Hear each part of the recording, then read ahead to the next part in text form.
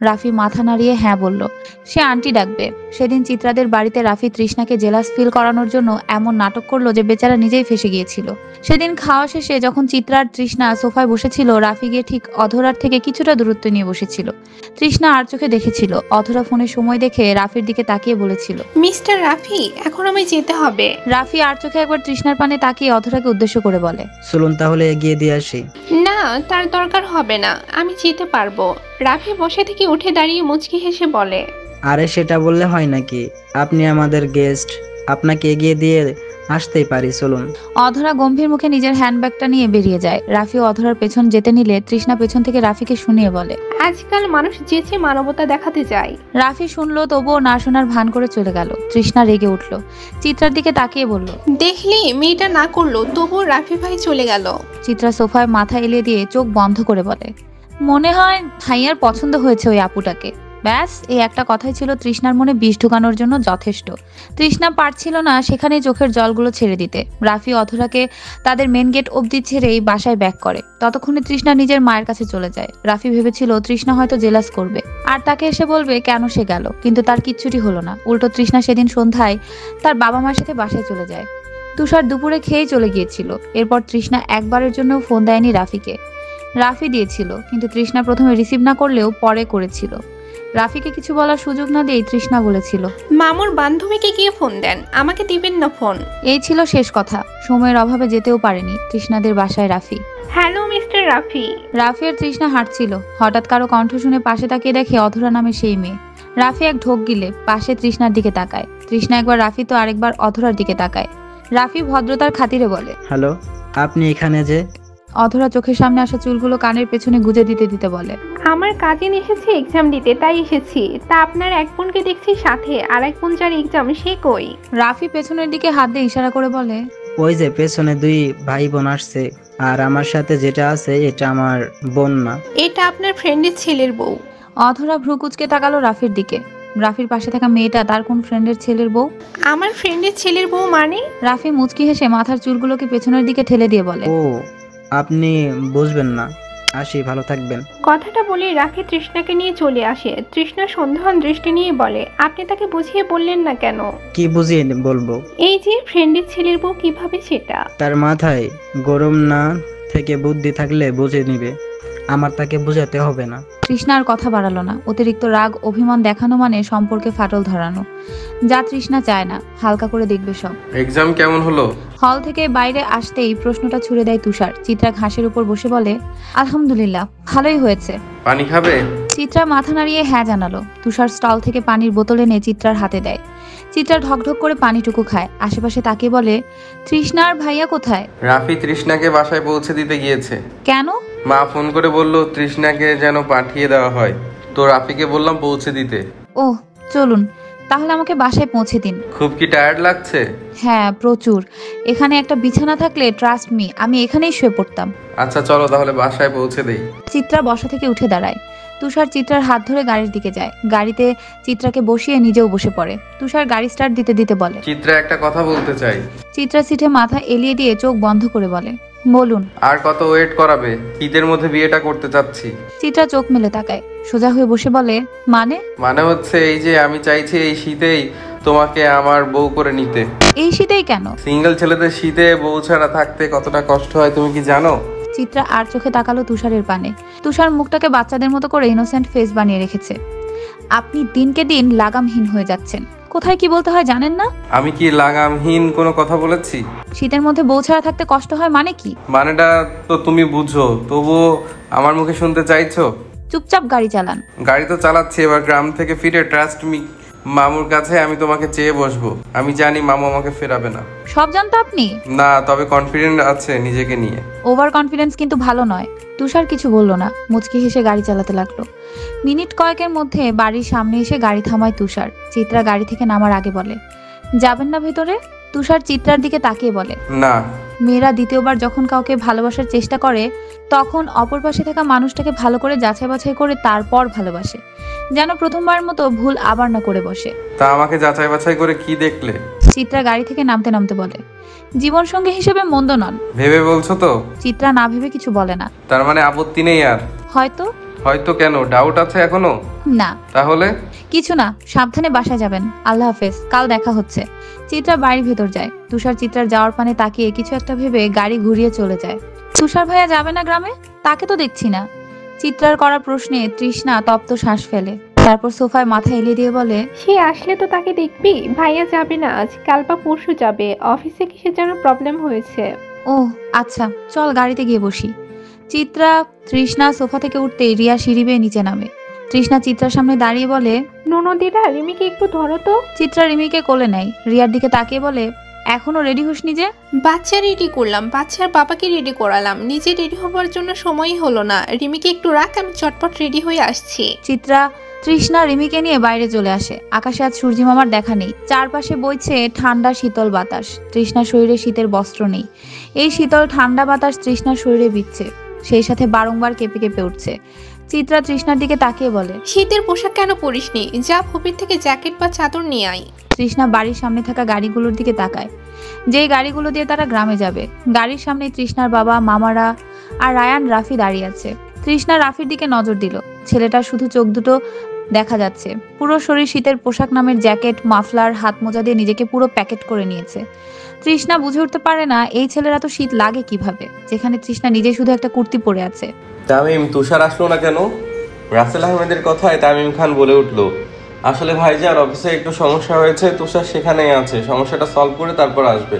রাসেল আহমেদ রাফির দিকে তাকিয়ে আফসোসের সুরে বলে, আমাদের রাফিটাও যদি একটু তুষারের মতো হতো তাহলে আমার আর এই ব্যবসা নিয়ে চিন্তা পোহাতে হতো না। তামিম খান মুচকি হাসলেন। রায়ানকে উদ্দেশ্য করে বলে, সমস্যা কি ভাইজান? রায়ান তো আছে। ফ্যামিলির সবাই যদি পারিবারিক ব্যবসার হাল ধরে তাহলে বাহিরে সরকারিতে যে তো কর্মস্থান করছে সেগুলো কাদের জন্য? রাফি তার ফুপার আশকারা পেয়ে বলে ওঠে, সেটা কে বোঝাবে এদের ফুপা? আপনি বলেন। এসব টিজনেসে আমার কোনো ইন্টারেস্ট নেই, এসব বুঝিও না, আমার দ্বারা হবেও না। এর থেকে আমি যেমন আছি তেমন ভাবে থাকতে চাই। তামিম খান রাফির কাঁধে হাত দিয়ে বলে, শোনো ছেলের কথা, ছেলে কি বলে? বিয়ের তো বয়স হয়েছে, কয়েকদিন পর বিয়ে করবে, তখন বউকে খাওয়াবে কি?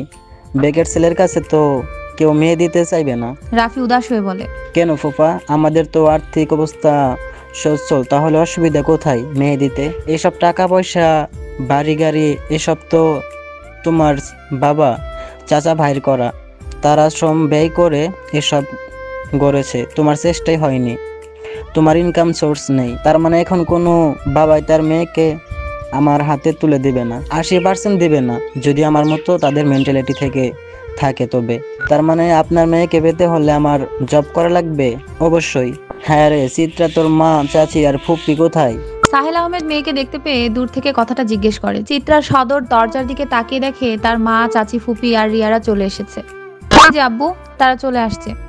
চয়নিকা বেগম বাড়ির সদর দরজায় তালা মেরে চাবিটা বাড়ির দারোয়ানকে দেয়। রিক্তা বেগমের হাতে থাকা ব্যাগটা মাটিতে রেখে রাফিকে হাঁক ছেড়ে ডাক দিয়ে বলে, রাফি রে, ব্যাগটা নিয়ে যা তো বা।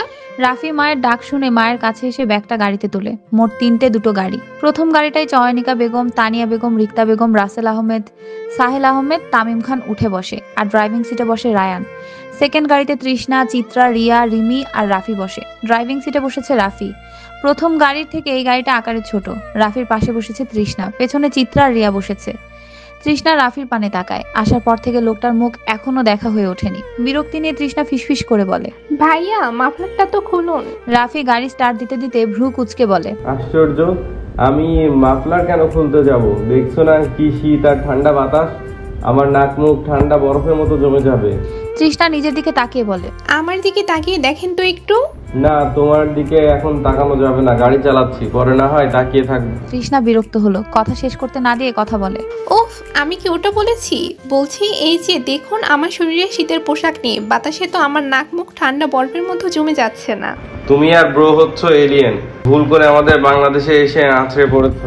এই, তোমরা কি নিয়ে কথা বলছো দুজনে? পেছন থেকে রিয়া ওদের মধ্যে কথোপকথন দেখে কথাটা জিজ্ঞেস করে।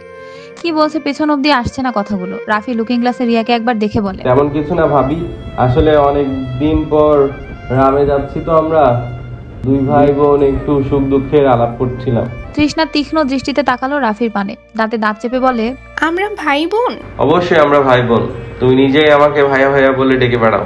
আশ্চর্য, ভাইয়াটাকে বলে কি ভাইয়া লাগেন নাকি? তাহলে কি লাগি? জানেন না কি লাগে? না জানি না, জানিয়ে দাও তাহলে জেনে যাব। আপনি আমার। রাফি মুচকি হেসে বলে, আমি তোমার। ওফ, বলতে দিন। হ্যাঁ বলো। আপনি আমার। এই তৃষ্ণা, তোর ফোনটা দে তো।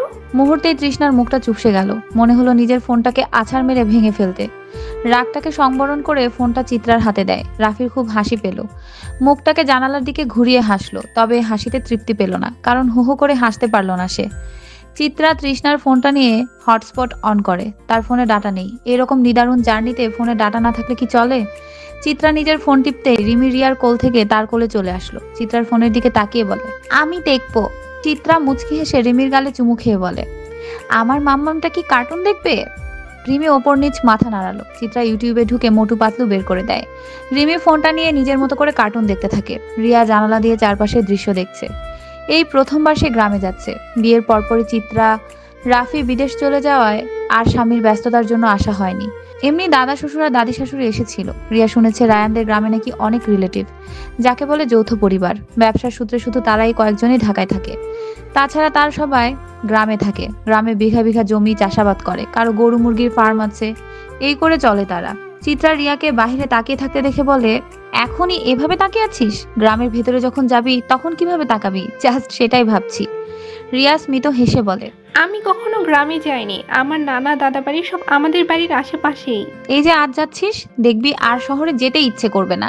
দাদুর বাড়ি মানেই অজানা এক ভালো লাগা। এই বেটা প্লে বয় ভিডিও কল দিচ্ছি, ধরছিস না কেন? রাফি পানি খাচ্ছিল। হঠাৎ মেসেজের টোন বেজে উঠতেই ফোন বের করে দেখে সিয়ামের মেসেজ। সিয়াম সম্পর্কে রাফির বাবার দূর সম্পর্কের চাচাতো ভাইয়ের ছেলে। মেসেজটা দেখে রাফি কল দেয় সিয়ামকে। রাগী কণ্ঠে বলে ওঠে, এই তুই আমাকে কোন সাহসে প্লে বয় বলিস? হ্যাঁ, তুই নিজেই একটা প্লে বয় হয়ে আমাকে প্লে বয় বলিস? ওপাশ থেকে সিয়াম হো হো করে হেসে ওঠে। ভিডিও কলটা ধর, আশপাশটা দেখা। আচ্ছা, তোর সেই ফুপির মেয়ে, তোর বোনটা কি আসছে? রাফির কপালে দুভাঁজ পড়লো। আমার ফুপি আছে, বাট তার কোনো মেয়ে, আমার বোন নেই। এই মিথ্যা বলবি না একদম। আশ্চর্য, মিথ্যা কেন বলবো? সত্যি আমার ফুপির মেয়ে, আমার বোন নাই। তৃষ্ণাটা কে তাহলে? ওটা ভাবি লাগে আহাম্মক। বুঝলি কি করে ওটা তোর ভাবি লাগে? রাফি এক পলক তৃষ্ণার দিকে তাকালো, দাঁতে দাঁত চেপে বলে, গাধা, তোর ভাবি লাগে, আমার না। সরি ব্রো, আমার কোনো ভাই নেই, আমি একা। আমার ভাবি হওয়ার কোনো চান্সই নেই। বেটা, আমি তোর কি লাগি? নজর ভালো কর, ভাবি হিসেবে ট্রিট করবি। সিয়াম সন্দেহান দৃষ্টি নিয়ে বলে, সর, আমি ভাবি হিসেবে ট্রিট করতে পারবো না। তাহলে আমি বাড়ি থাকাকালীন আমার বাড়ির আশেপাশেও যেন তোরে না দেখি। হ্যাঁ, বললেই হলো নাকি? আমি আসবো, তৃষ্ণাকে ইমপ্রেস করার চেষ্টাও করব। যদি একটু পটে যায়। রাফির মুখটা মুহূর্তে গম্ভীর হয়ে গেল। মাটির তলে পুঁতে রেখে দিব তোরে, রাগাস না আমায়। আচ্ছা, রাগালাম না। আর কতক্ষণ লাগবে তোদের আসতে? ঘন্টাখানেক। একটু রেস্তোরাঁয় নেমেছি সকলে খেতে। ও আচ্ছা, খা তাহলে পেট ভরে। আর তৃষ্ণাকে বলিস তার অপেক্ষায় তৃষ্ণার্ত হয়ে বসে আছে এই সিয়াম। কথাটা বলে ফোন কেটে দেয় সিয়াম। রাফির মুড নষ্ট হয়ে গেল। এখনই ফোন দিয়ে তৃষ্ণা তৃষ্ণা করছে, বাড়িতে গেলে না জানি কি করে। চিত্রা পরোটার ডিম খাচ্ছে। মুহূর্তেই ফোনটা বেজে উঠল। ফোনের স্ক্রিনে তাকিয়ে দেখে তুষারের নম্বর জলজল করছে। আশেপাশে তাকালো, মা চাচি বাবারা খাচ্ছে। অন্য সময় হলে সবার সামনেই ফোন ধরে বসতো, কিন্তু এখন কেমন যেন আনইজি লাগে। পরোটার মধ্যে ডিমটা ভরে সেটা রোলের মতো করে নিয়ে বসা থেকে উঠে দাঁড়ায়। রেস্তোরাঁ থেকে বেরিয়ে ফোনটা রিসিভ করতেই ওপাশ থেকে থমথমে গলায় ভেসে আসে, ফোন রিসিভ করতে এতক্ষণ লাগে? চিত্রা পরোটা মুখে দিতে দিতে বলে, আমি তো খাচ্ছিলাম। হ্যাঁ, দূর থেকেও আমার মাথাটাকে চিবিয়ে চিবিয়ে খাচ্ছ। চিত্রা ভ্রু কুচকালো।